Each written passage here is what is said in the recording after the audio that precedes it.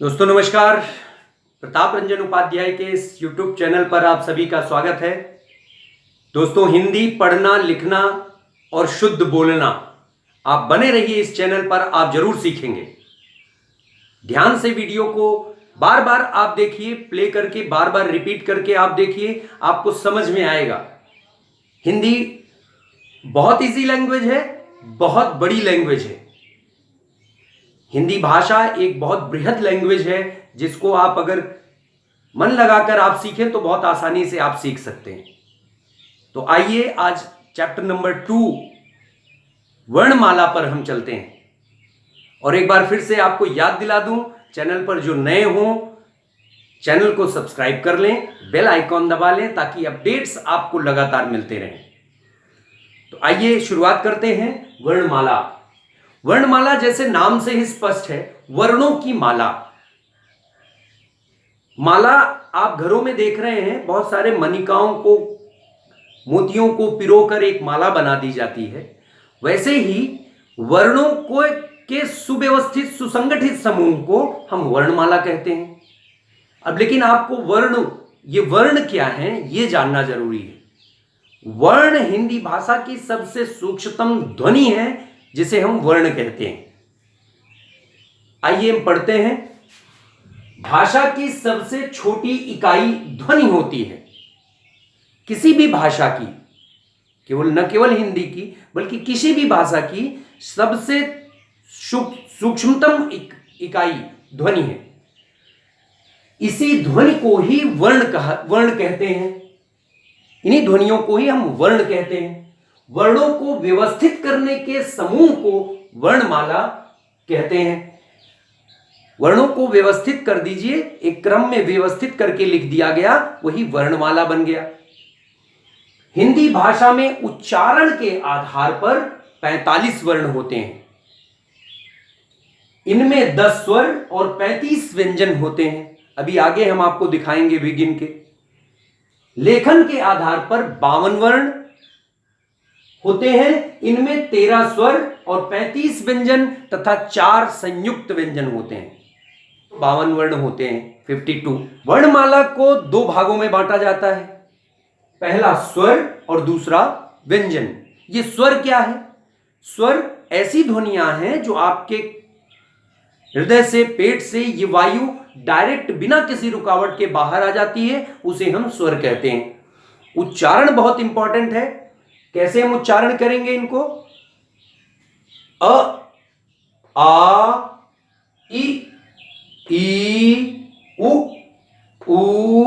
री, ए, आए, ओ, औ, अं, अह। व्यंजन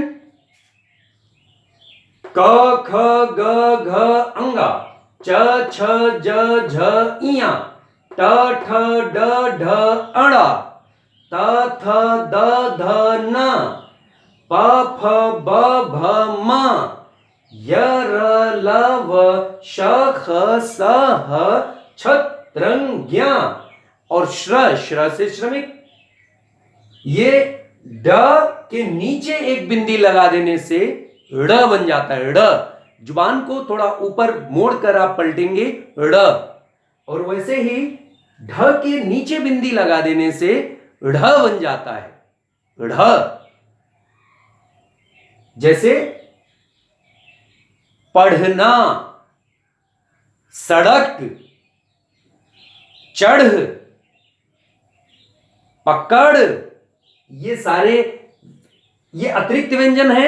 अतिरिक्त व्यंजन से कोई शब्द शुरू नहीं होता, ये लास्ट में आते हैं या किसी व्यंजन के साथ उसके बाद आते हैं, इसलिए इनको हम अतिरिक्त व्यंजन के रूप में जानते हैं। इनका उच्चारण हिंदी उच्चारण पर ही डिपेंड है दोस्तों। हिंदी का जितना बढ़िया आप उच्चारण करेंगे उतना ही शुद्ध आपका लेखन होगा। तो देखिए इनको हम कैसे उच्चारित करते हैं, इन व्यंजनों को।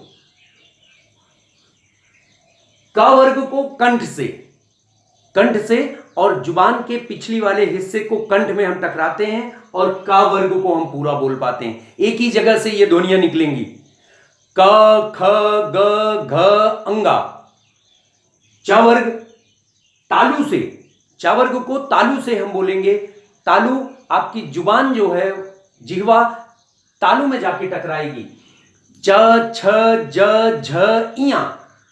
टा वर्ग मूर्धा, आपकी जुबान मुड़ जाती है, इसमें तालु में जाके मुड़ जाएगी और वहां से आप टा इस वर्ण को पूरा बोलेंगे। 5 व्यंजन ट ठ ड ढ अणा, एक ही जैसा इनका उच्चारण है। ट ठ ड ढ अणा। तावर्ग दंती व्यंजन कहे जाते हैं, दांत के स्पर्श से इनको हम बोल पाते हैं। जुबान दांत में आके टकराएगी। त थ द ध न। पावर होस्ट व्यंजन है ये, ओठों के, अब अपने होठों के सहायता से ही आप इनको बोल पाएंगे, इनके स्पर्श से ही बोल पाएंगे। प फ ब भ म। अंतस्थ व्यंजन, अंदर से ये ध्वनियां सरलता से, सहजता से बाहर निकलती हैं, इनको हम अंतस्थ व्यंजन कहते हैं। य र ल व, य र ल व। ऊष्म व्यंजन, जिन व्यंजनों को बोलने में वायु कुछ घर्षण के साथ बाहर निकले, उनको हम ऊष्म व्यंजन कहते हैं, ऊष्मा पैदा कर देती हैं व्यंजन। श ह स ह, श ह स ह, ऊष्म व्यंजन। छ त्रंग ज्ञ, ये 4 संयुक्त व्यंजन हैं। ये किन्हीं 2 व्यंजनों के सहयोग से बने हैं। वो कौन कौन से व्यंजन हैं? श्र से श्रमिक तक। क और छ, क के नीचे हलंत लगा दिया तो अ की ध्वनि बाहर हो गई। स्वर, और ये सारे व्यंजन बिना स्वर के सहयोग से नहीं बने हैं। इसमें अ का स्वर, अ इसमें संयुक्त हुआ है, तब ये व्यंजन बने हैं। तो अ की ध्वनि को बाहर करने के लिए हमको हलंत का प्रयोग करना पड़ता है। किसी व्यंजन के नीचे हलंत का प्रयोग कर दीजिए, एक सीधी ऐसे डंडी खींची जाती है, आप खींच दीजिए तो अ की ध्वनि बाहर हो गई। क छ छत, छत से छत्री।